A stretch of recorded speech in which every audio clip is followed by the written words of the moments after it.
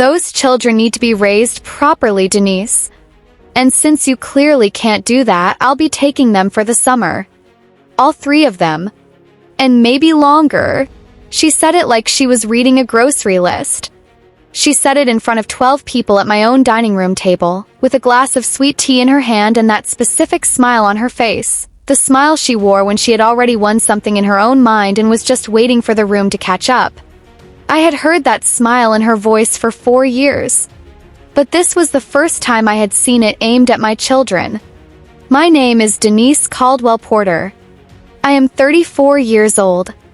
I am a licensed family law attorney in the state of Georgia. I have argued custody cases in 3 different counties. I have sat across conference tables from some of the most aggressive attorneys in Atlanta and never once flinched. And the woman sitting across from me that evening, wearing her pearl earrings and a floral blazer that she had ironed that morning specifically for this dinner, she had absolutely no idea what she had just walked into. But I didn't move. I didn't blink. I picked up my fork and cut into my chicken and smiled. The controlled, quiet smile of a woman who has been preparing for this specific moment for 6 weeks and is simply waiting for the right second to show her hand. I was not going to rush it. I was going to let her believe for just a little longer that this was the kind of room where she controlled the narrative. She was wrong about that. Let me take you back. Because this story did not begin at that dinner table, and if I start there you will miss the parts that matter most. The parts that explain how a woman like me ends up sitting across from her mother-in-law in her own house, holding a secret that changes everything. It started 4 years ago, the day I married Raymond Porter, on a September afternoon in Atlanta when the weather was finally merciful and the flowers were the exact right shade of ivory, and my grandmother cried during the vows in that particular way that old women cry when they are both proud and terrified for someone they love. Raymond was, still is, a genuinely good man. I want to say that clearly and say it early because this story has a villain and she is not him. He is not a bad man. He is a man who was raised by a woman who loved him more than was entirely healthy, and who confused the weight of that love with obligation for far longer than he should have. That is a different problem. A real one, but a different one. His mother, Gloria Porter, attended our wedding in a royal blue dress that was, by several design choices, trying very hard to compete with white. She smiled through the entire ceremony. She hugged me afterward with both arms and said, "Welcome to the family, sweetheart," with a warmth that felt almost genuine. Almost. Then, while Raymond was pulling me onto the dance floor for our first song, she appeared at my elbow like a thought I hadn't finished having yet. "He could have married anyone," she said, her voice low and intimate like she was sharing a confidence. "He always had options. I just hope you know what a gift this is." She was smiling when she said it. She was always smiling. I smiled back. I said, "I do know." What I did not say, what 29-year-old Denise, slightly breathless in her wedding dress, chose not to say, was this: I graduated top of my class from Emory Law School. I passed the Georgia bar examination on my first attempt. I was recruited by 2 different firms before I was 27. I have never in my adult life had to wonder whether I was enough. The gift, Mrs. Porter, flows both ways, but I was newly married and still holding the idea that silence was a form of grace. That letting things go was a sign of emotional maturity. That if I was patient and warm and consistently excellent, Gloria Porter would eventually see what Raymond already knew. I was wrong about that. But it took 4 years, 3 children, and 1 very deliberate dinner party for me to fully understand just how wrong. Raymond is a project manager for a mid-size construction firm. He works from home on Tuesdays and Thursdays, which meant our childcare arrangement actually made reasonable sense on paper. He handled drop-off on the days I had early hearings. I handled pick-up on the days his afternoon calls ran long. We had a sitter, a wonderful woman named Miss Evelyn, who had raised 4 children of her own and treated ours with the exact combination of firmness and tenderness that I would have chosen if I had been able to bottle it. It worked. Our life worked. Not perfectly. No life with 3 children under 8 works perfectly, but it worked in the specific, functional, love held together with coffee and calendar apps way that working families build. Gloria did not see it that way. Gloria saw a daughter-in-law who was not home enough, who worked too many hours, who kept her last name hyphenated after the wedding, which Gloria mentioned exactly once and then never mentioned again, but somehow managed to communicate her feelings about forever, who didn't attend their church, who disagreed with her, not rudely, never rudely, but clearly and completely without apology, when they had different opinions, which happened more often than Gloria had expected. In Gloria Porter's world, daughters-in-law were warm and accommodating and available. They deferred on matters of family tradition. They did not correct her on the logistics of their own households. They did not explain in specific legal terms why a particular decision she had made about holiday scheduling was actually Raymond's call to make and not hers. I had done that last one exactly once in the second year of our marriage about a Christmas Eve situation that had spiraled out of hand. I had been calm. I had been accurate. I had not been unkind. Gloria had smiled and said, "Of course, Denise. Whatever you think is best." She had not spoken to me directly for 6 weeks after that. Everything went through Raymond. That is the kind of woman we are dealing with. Our children were 3 of the most specific, wonderful people I have ever had the privilege of knowing. I told her everything in her conference room on a Thursday morning, while her assistant brought us both black coffee without being asked. I laid out the timeline. Comments, the patterns, the refrigerator reorganizing, the hair touching, the 3 times daily calls, the conversation through the vent. I set it out the way I would set out a case, factual, sequential, without editorial. Simone listened without interrupting. She made 2 notes on her legal pad. When I finished, she looked at me for a long moment. "What do you want?" she asked. "I want to be protected before I need protection." Smart. She leaned back. Documentation is step 1. You already have a timeline in your head. Write it down. Dates, language, witnesses if any. Start a private file today. Done. Step 2 is making sure your legal standing is crystal clear. The children's birth certificates, the custody language in your marriage agreement if you have any. We have a prenuptial that addresses asset division. No formal custody language. But I'm on both the birth certificates as primary residential parent by default. You are. Georgia law is clear. No grandparent has custodial rights over a fit primary parent's objection. Fit is the word they would try to attack. I know. So we make sure the record of fit is unassailable. Pediatric visit records, school records, any documentation of your presence and participation. I nodded.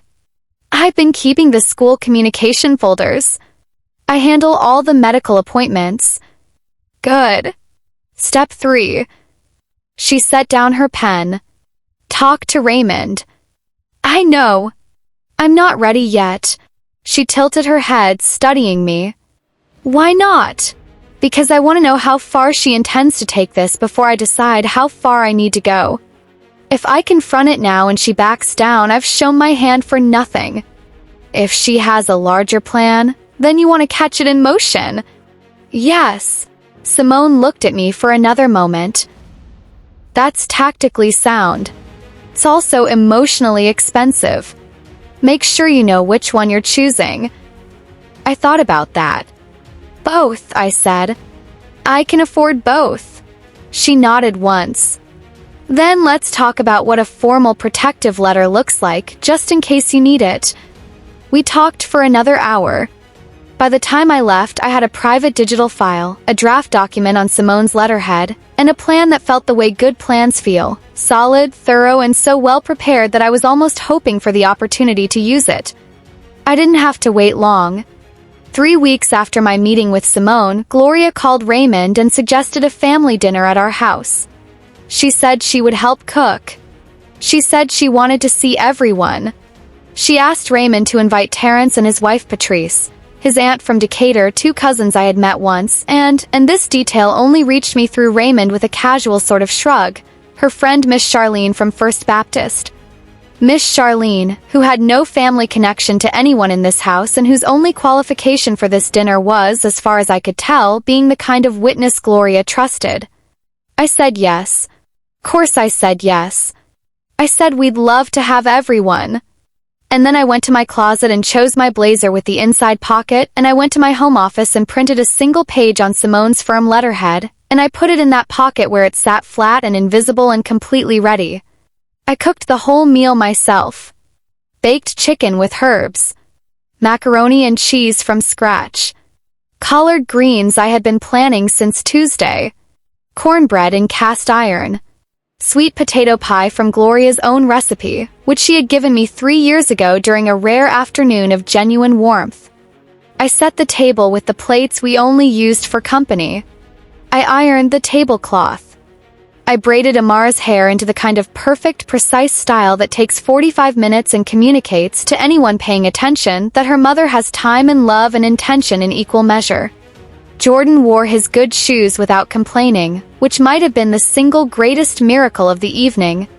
Chloe wore her purple dress and immediately demanded to be the one who handed out the napkins, which I allowed because she did it with such executive confidence that it seemed wrong to deny her. Raymond grilled outside and laughed with his brother and was genuinely uncomplicated happy in the way he always was when his family was all in one place. I stood in my kitchen and watched him through the window and loved him and was also simultaneously completely ready. The dinner was good.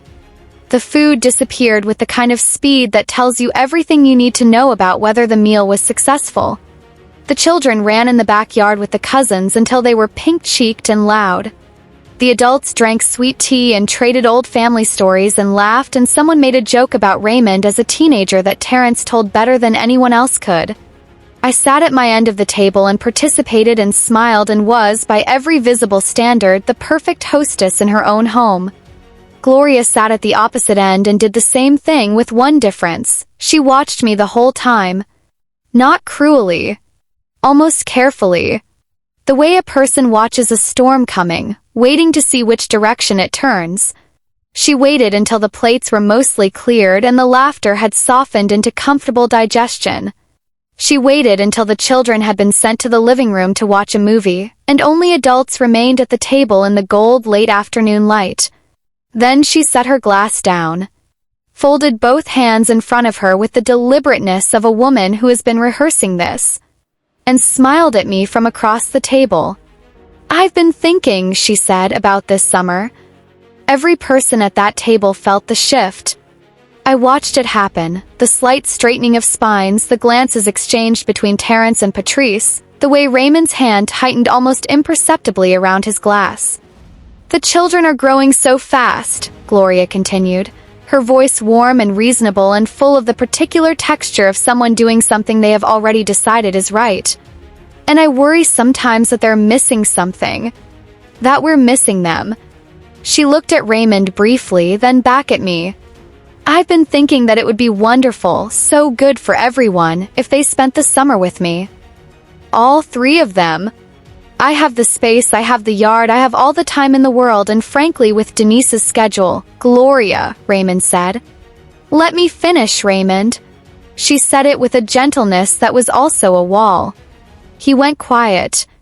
With Denise's schedule being what it is, and the children needing so much right now, Amara's at such an important age, and Jordan would benefit from more outdoor time, and little Chloe needs more consistency than she's been getting, I just think this would be the best thing for everyone.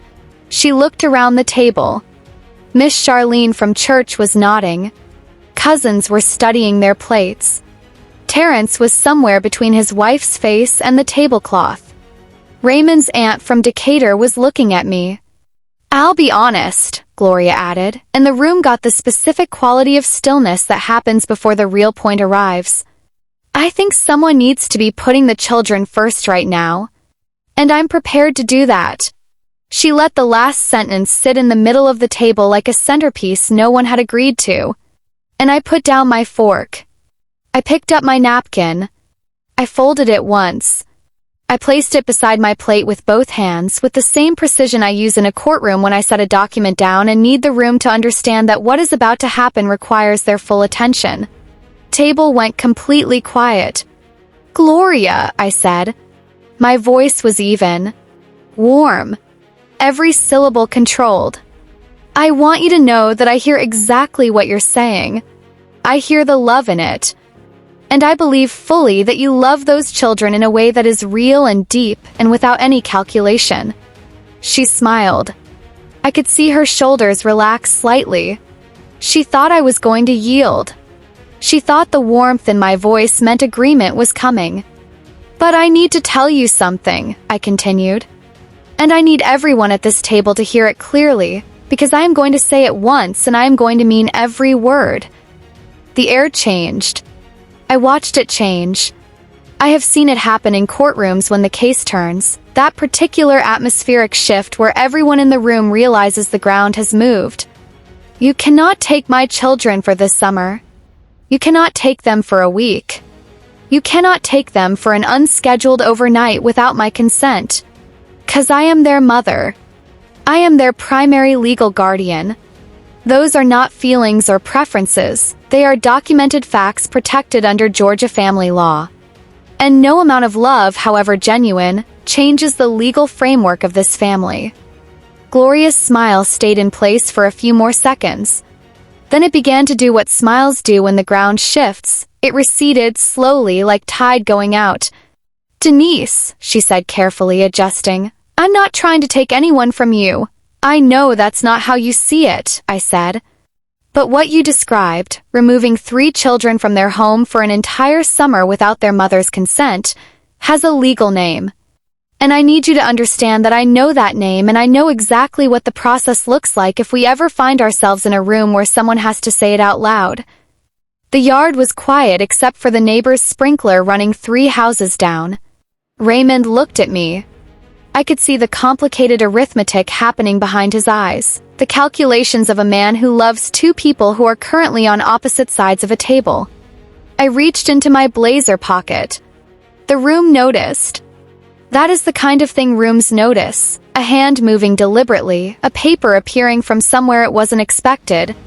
I placed the document flat on the table in front of me and slid it across to Gloria with one smooth, unhurried movement. This is a letter, I said. From my colleague Simone Abra at Abra Family Law in Buckhead. It outlines the legal parameters around my children's custody, residency, and care. It is addressed to you. Raymond has a copy as well. I paused. This is not a threat. It is information. It is my professional and personal courtesy to you, because I would very much prefer that we understand each other completely right now rather than resolve any misunderstanding later in a setting that none of us would enjoy. Gloria looked at the letter. She looked at the letterhead. She looked at her name on the first line. She did not pick it up immediately, but she read it. I watched her eyes track across the page, upside down, with the practiced speed of someone who has done plenty of their own reading over the years. I watched her absorb the words. I watched her reach the line I had specifically asked Simone to include, the line that outlined plainly that any attempt to remove the children from Denise Caldwell Porter's custody without documented written consent would constitute grounds for immediate legal action. She set the letter on the table. The yard was silent. Then she looked at Raymond. Is this how we're doing things now? She asked him. With lawyers and letters at the dinner table? Mom, I came here to have a family conversation about my grandchildren and your wife brought a legal document. You came here, I said, because I was not going to let that framing stand, to announce a plan for my children that you had built without me. The letter existed before this dinner. I brought it because I thought you deserved to know, clearly and in writing, exactly where I stand. That is not aggression. That is respect. It doesn't feel like respect. I know. But what you said tonight didn't feel like respect either. Silence. Terrence was looking at his hands. Patrice was looking at me with an expression I could not fully read. Cousins had discovered a deep interest in the tablecloth pattern. Miss Charlene from church had physically turned her body a few degrees away from the table, as if she could remove herself from the situation without actually leaving. You've always been like this, Gloria said, and the warmth was gone now. This was the real thing. The velvet had come off, and underneath it was something old and unresolved and tired of being managed. Since the day Raymond brought you home, everything is a debate with you. Everything is a negotiation. You can't just be in a family, Denise. You have to manage it. I let that land. I let the whole table absorb it. I did not rush to respond. I know that can feel like resistance when someone expects accommodation. I paused. But I want to tell you something that I should have said years ago. I have spent 4 years trying to find a version of myself that you would accept. I have swallowed things I should have said. I have adjusted and deferred and accommodated in ways that cost me more than you know because I wanted to be a good daughter to you. Because I wanted Raymond's family to be my family. My voice was still level. It was costing me something to keep it level, but I kept it. And none of it was ever enough. 'Cause the issue was never my schedule or my job or how often I attend church. The issue is that I am a woman who knows her own value, and that has always made you uncomfortable. Gloria pressed her lips together. And I understand that, I said. I genuinely do. I am not saying it as an accusation. I am saying it as a truth that needs to be on the table between us, because we cannot move forward together while it stays hidden underneath everything else. Raymond exhaled slowly beside me. You are raising your voice about my children's welfare, Gloria said, steadier now, recovering herself. And I am telling you that from where I sit, someone in this family needs to fight for them. Then we agree on that part, I said. The difference is that the person fighting for them is me. It has always been me. I pay this mortgage. I carry this family's health insurance. I fund Jordan's speech therapy. I handle Amara's school applications and medical records and every form that has ever needed to be filled out for any of these 3 children. I do the invisible labor of this family, and I do it without complaint and without keeping score. And I am not saying that to be praised. I am saying it because you are sitting in my house telling 12 people that I am not putting my children first, and that is so far from the truth that I need everyone in this yard to understand exactly how far. Nobody moved. Nobody spoke. You are a wonderful grandmother, I said, and I meant that part. And I want you to continue being a wonderful grandmother. But you are going to do it within the boundaries of this family. You are going to ask me before you make plans involving my children. You are going to respect that I am their mother and that my consent is not optional. And you are going to understand once and completely that I know exactly what my rights are, what your rights are, and what the legal process looks like if those lines get crossed. I looked at her steadily. I would rather we do this as family. I am asking you, genuinely, sincerely, to let us do this as family. But I will do what I need to do to protect my children. That is not a threat. It is the truest thing I know about myself. Table stayed quiet for a long moment that felt much longer than it was. Then Raymond's aunt from Decatur, a woman named Loretta who had been at every Porter family gathering I had ever attended and had never once said more than 20 words to me directly, quietly picked up her sweet tea and took a sip and looked at the garden with the expression of someone who has just witnessed something they will think about for a long time. Terrence finally looked up. His face was unreadable, but he reached over and touched his wife's hand, and she turned to look at me with something in her eyes that was close to recognition. Close to finally, Gloria picked up the letter. She read it fully this time. Her hands were steady. Her face was doing something complicated underneath its surface, something I recognized from years of watching people in conference rooms when the truth finally becomes unavoidable. She put the letter down. She looked at her son. Raymond looked at me. I should have come to you, he said. Not to his mother. To me. I knew about this plan. I should have come to you first. Gloria said nothing. I know, I said quietly. He nodded once, slow, the nod of a man keeping a promise he's making in real time. It won't happen again. Gloria left early that evening. She helped carry plates inside, quietly without ceremony, and then found Raymond in the kitchen and spoke to him in a voice I couldn't hear from the dining room where I was clearing glasses with Patrice. Patrice worked quietly beside me for a minute. Then she said, without looking up, I've wanted to say something for 2 years. You don't have to, I told her. I know. She stacked 2 glasses carefully. I just want you to know. What you did tonight, the way you did it. I'm going to remember that. I looked at her. She was still looking at the glasses, her hands moving with careful precision. Thank you, I said. She nodded and carried the glasses to the kitchen, and that was all. But sometimes that is exactly enough. When everyone had gone, Raymond and I sat at the kitchen island in the quiet of a house where 3 children were finally asleep and all the dishes were done. The evening had left a particular kind of silence behind it, not an empty silence but a full one. You had that letter before tonight, he said. Yes. You've been planning this. I've been preparing, I said. There's a difference. Preparing isn't the same as looking for a fight. It's making sure that if a fight finds you, you're not scrambling. He nodded slowly. He had his hands flat on the counter, studying them. I heard the conversation. The one you overheard. I was going to tell you. When? He didn't answer immediately. I was trying to figure out how to tell her no first, he said finally. I thought if I could handle it on that end, you wouldn't have to be in the middle of it. Raymond. I turned to face him fully. I am always in the middle of it. Question is whether I'm in it with information or without it. And I will always choose with. He looked at me. That's fair. I need you to stop protecting me from conversations I have a right to be in. I don't need the shield. I need the partnership. He was quiet for a long moment. Then, she said something tonight on the way out. She said, he paused, she said you're the strongest person she's ever been afraid of. I absorbed that.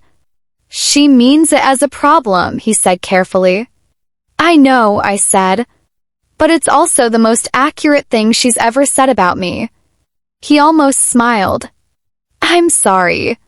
For not coming to you sooner. I know you are. I put my hand over his on the counter. We have to be a team, Raymond. Every time. Not just the easy times. He turned his hand over and held mine. Yeah. We're going to get there. Yeah, he said again. I think we are. Gloria called me the next afternoon. I was in my office between meetings, and I let it ring once, twice, then answered on speaker with the deliberate calm of someone who has had 24 hours to decide exactly what this conversation needed to be. Denise, she said. Gloria. I owe you something. She paused, and I could hear the effort it cost her to arrange the words correctly. I owe you an apology that is actually an apology and not an explanation of why I did what I did. I waited. I went too far, she said. I made plans that were not mine to make, and I did it in front of people, and I did it in your home. That was wrong. Yes, I said simply. It was. She stopped. Started again. I've been scared. That's the real thing underneath all of it. I look at this family and I see how fast everything moves, and I feel like I'm standing on the outside of a window watching people I love live a life I can't quite reach. And instead of saying that, I tried to insert myself. I tried to make myself necessary by making you not enough. I was quiet for a moment. That is one of the most honest things you've ever said to me, I said finally. She exhaled. It took a letter on firm letterhead to get me here. Sometimes it does. You were right about everything, she said. Even the things I didn't want to hear. You're raising those children well, Denise. I know that. I've always known that. Her voice tightened slightly. I didn't know how to say so without feeling like I was giving something up. I looked at the framed photo of Amara on my desk. The one from her kindergarten graduation, mortarboard tilted, grinning, gap-toothed, and completely unconcerned. You don't have to give anything up, I said. Those children love you. I want them to know you.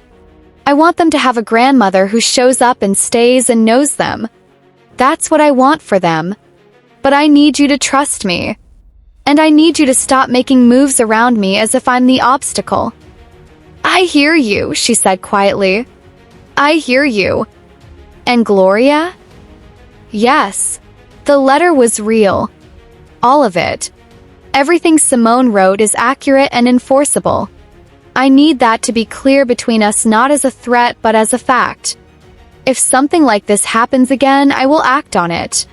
Not because I want to, because I will always protect my children first. Silence. I believe you, she said. And then, very quietly, I think I've always believed you. That was part of the problem. I let that sit. Let it breathe. Then let's start over, I said. As women who both love the same people and are capable of choosing better than we've been choosing. A long pause. Then, I'd like that. The summer came and went differently than anyone at that dinner table had expected. The children spent 3 weekends with Gloria. Not the full summer, but real, substantive time that she asked for through me directly with a text message or a phone call that started with, "Is this a good time for you, Denise?" Those 3 words, "Is this okay?" changed everything between us. Not immediately. Not completely. But in the direction of something real. She taught Amara to make biscuits. She took Jordan to a natural history museum in Macon that had a whole wing on the Cretaceous period, and Jordan talked about it for 2 solid weeks. She sat with Chloe in her garden and let Chloe boss her around about which flowers deserved to be picked, which Gloria endured with a patience I had never seen from her before and found, honestly, a little moving. Raymond and I started couples counseling in July. Not because the marriage was breaking, it wasn't. But because there were conversations we had been circling for 4 years that needed to happen inside a room where someone skilled could help us land them properly. Dr. Ellison, our counselor, was a quiet man in cardigan sweaters who asked questions that seemed simple until about 30 seconds after he asked them. He said things that I wrote down afterward and thought about for days. One of the things he said in our 3rd session, while Raymond and I were sitting across from each other in the careful posture of 2 people who love each other and are also currently frustrated, "Denise, you are exceptional at preparing for conflict. The question is whether you've left any room for Raymond to be exceptional with you, or whether you've already handled everything by the time he arrives." I did not like that question. I thought about it for a week straight. He was right. I had spent so much energy being prepared that I had sometimes made Raymond's participation in our own defense feel unnecessary. I had handled things. I had been sufficient. I had been so sufficient, so thoroughly capable, that I had occasionally forgotten to let my husband be my partner instead of just someone I kept informed after the fact. That was a harder thing to fix than a dinner table confrontation. But it was the right thing to fix. Amara's school had a parents' night in September. We went together, Raymond and I, and sat in those small classroom chairs that make every adult look slightly absurd, and I sat next to my husband with our knees almost touching in the too small space, and I felt quietly that this was what I had been fighting for. Not the dinner. Not the letter. This. The ordinary, unremarkable, completely irreplaceable fact of being in the same room together on the same side. Amara stood at the front of her class and read from a journal entry. She had a habit of looking at the floor when she was nervous and then looking up when she found her confidence, and I watched her go through that sequence, floor, breath, up, and then read in her clear, deliberate voice, *, my mom is a lawyer. She helps people who are in trouble. She goes to work early and comes home and still has time to braid my hair, which I think is hard to do. My dad works from home and he makes the best grilled cheese sandwich, which is a food that should be taken more seriously. My grandma Gloria makes sweet potato pie, and she taught me that you have to press the filling in tight or it falls apart. My baby sister Chloe owns everything. My family is loud and sometimes complicated, but I think that's how love works when there's a lot of it. * She looked up. Found me in the 3rd row. Grinned with her whole face. I did not cry. I am a professional woman who has argued in front of 3 different judges this month, and I did not cry in a 2nd grade classroom. But the thing happening in my chest in that moment, the full, pressurized, almost unbearable thing, had no other name but gratitude. For the work. For the fight. For the dinner table and the blazer pocket and the letter and the hard conversations and every single sacrifice that had made it possible for my daughter to stand in front of her class and describe her family with that particular confident ease that children have when their world feels safe and whole. That is what I was protecting. Not the house. Not my professional standing. Not my point. That exact moment. That grin. Here is what I need you to understand before this story ends, because there are things I learned from all of it that belong to you as much as they belong to me. I learned that being capable is not the same as being alone. For years, I moved through my life like a self-contained system, handling things, managing things, preparing for things, and somewhere in the machinery of all that competence, I had started to confuse not needing help with not being allowed to need it. Those are not the same thing. They are not even close to the same thing. I learned that the people who love you can still harm you without intending to. Gloria Porter loved Raymond. She loved those children. She also tried to override me in my own home because her love did not have a boundary. Love without boundary is not a virtue. It is a force that expands until it occupies every space around it, including the spaces that belong to someone else. I learned that silence is a strategy with a shelf life. There is a season for absorbing things, for watching patterns, for preparing your response in the quiet of your own mind. But that season has an end. And when it ends, you have to speak. Not loudly. Not with anger or performance or the need for anyone in the room to validate what you're doing.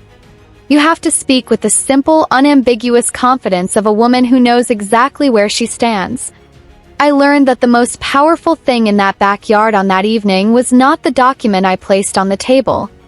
It was the fact that I had already been ready for 6 weeks. The letter was just the visible evidence of something I had already decided. Real power doesn't arrive at the moment of confrontation. Real power is what you built in the quiet before anyone else knew you were building it. And I learned, this one took the longest, that protecting your family sometimes means protecting it from its own gravitational pull. Families are complicated systems. They have histories and loyalties and patterns that predate you. And when you marry into one, you are stepping into a current that was running before you arrived and will continue after you're gone. You do not have to be swept away by that current. You do not have to fight it every day, exhausting yourself against the flow.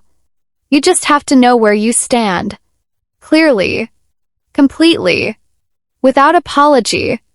I am Denise Caldwell Porter. I am 34 years old. I am a licensed family law attorney in the state of Georgia. I am the woman who cooked a full meal and braided her daughter's hair and set her table with the good plates and then sat down in her own home and, when the moment required it, reached into her pocket and laid down a truth that had been waiting for exactly this table and exactly this moment. I did not celebrate afterward. I did not replay the dinner for anyone who hadn't been there. I did not post about it or call anyone to describe the look on Gloria's face when she read the letterhead. I did the dishes. I checked on my sleeping children. I sat on the kitchen island with my husband and held his hand. And the truth I had placed on that table went on doing its work. 'Cause that is what the truth does when it is laid down properly.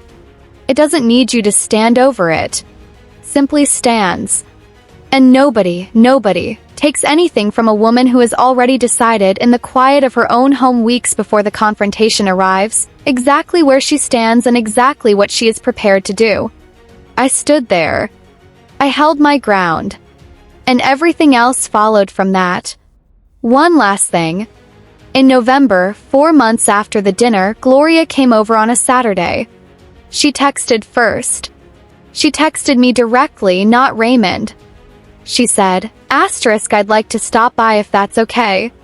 "I have something for the kids," I texted back. Absolutely. "Come for lunch," she came. She brought craft supplies and the ingredients for her sweet potato pie. She and Amara made the pie together while I sat at the kitchen island with my laptop and worked on a brief I had due Monday. Jordan brought her his newest rock collection to evaluate.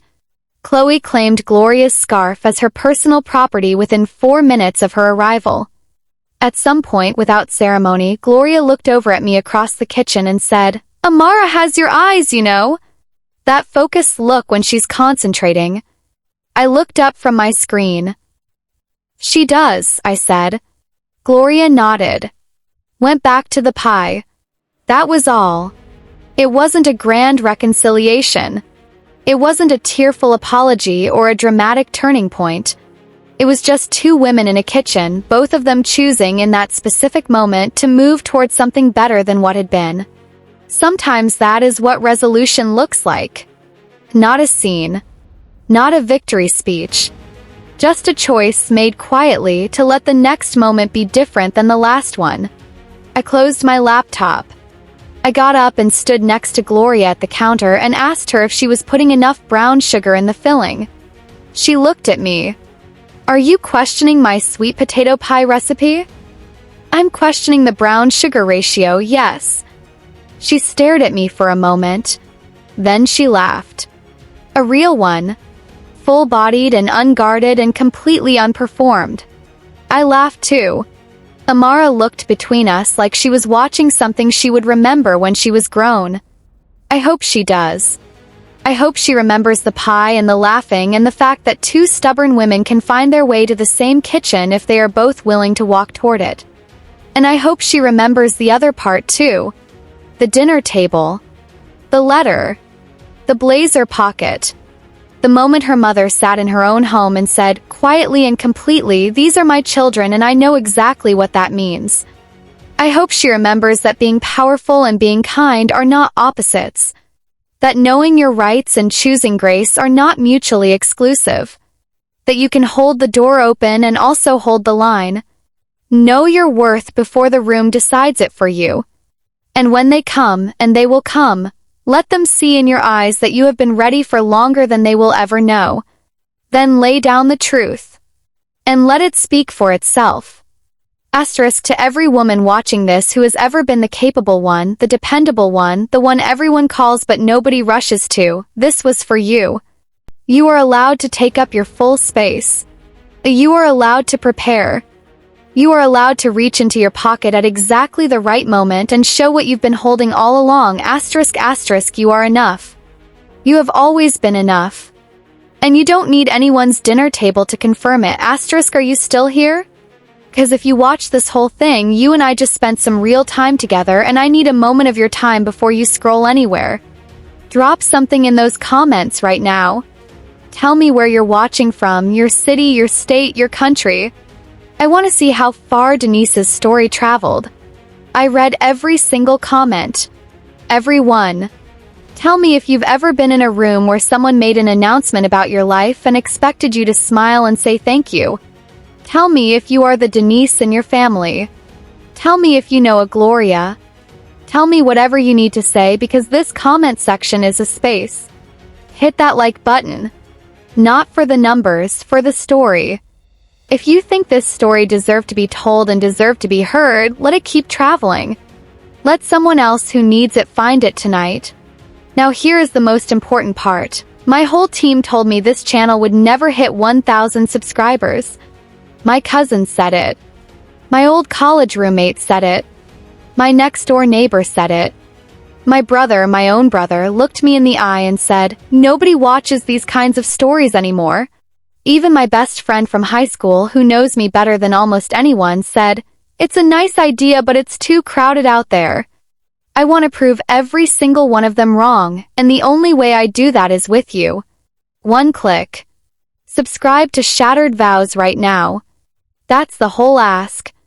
One click to make every doubter take back every word they said. And if you have a sister who needs to hear this tonight, send it to her. Don't wait until tomorrow. If you have a friend going through something that feels like Denise's kitchen, the invisible labor, the constant management, the being capable and somehow still not enough, send this to her right now. She needs to know she's not alone. She needs to know that laying down the truth is not aggression. It is respect. It is the most loving thing you can do for yourself and for the people who need you to be whole. You see that video on your screen? The one waiting for you right now? Click it. I'm not going to tell you what it's about because I want your face to do what faces do when they encounter something they did not see coming. What I will tell you is this: by the time it ends, you are going to have a strong opinion about what happened and you are going to need to tell someone about it immediately. Click on it. Watch it all the way through. Then come back to the comments and tell me what you thought. This is Shattered Vows. We tell the stories people were too afraid to